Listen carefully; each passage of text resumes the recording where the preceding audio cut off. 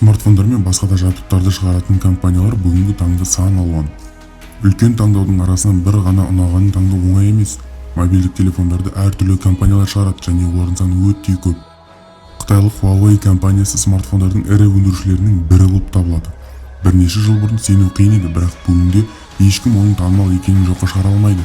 Бұл X алаңы бүгінгі шығарылым қытайлық компания Huawei жайлы.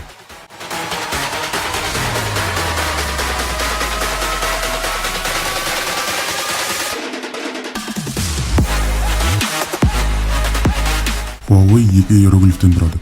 Hua – Қытай және Wei – жетістік. Демек 1980 жылдары құрылған Қытай жетістігі компаниясы бастапқыда байланыс жабдығын өндірумен айналысты.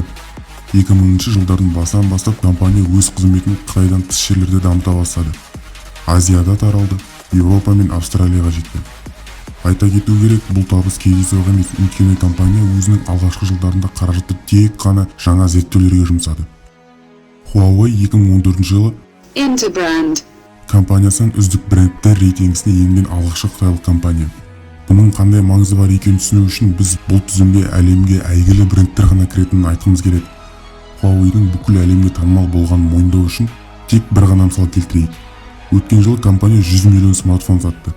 Осылайша Huawei бүгінгі күні смартфондардың ірі өндірушілерінің бірі болып табылады.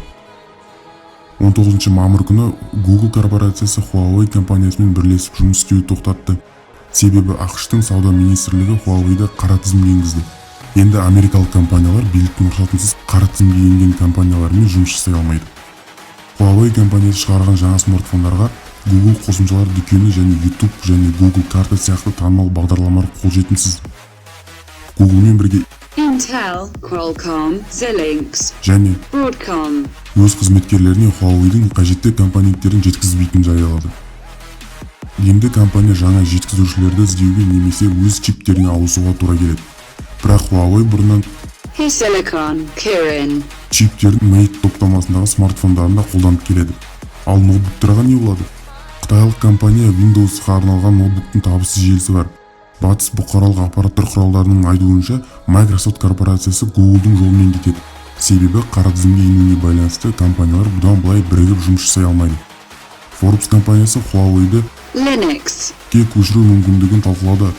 Не болса да осы болып жатқан оқиғалар Huawei-дің нүктесін қояды, не қытайлық компанияны одан әрі мықтырақ ете түседі. Ал біздің команда оларға екіншісін тілейді. Бүгінге осы достар, лайк басып пікір жазып ұмытпаңыздар.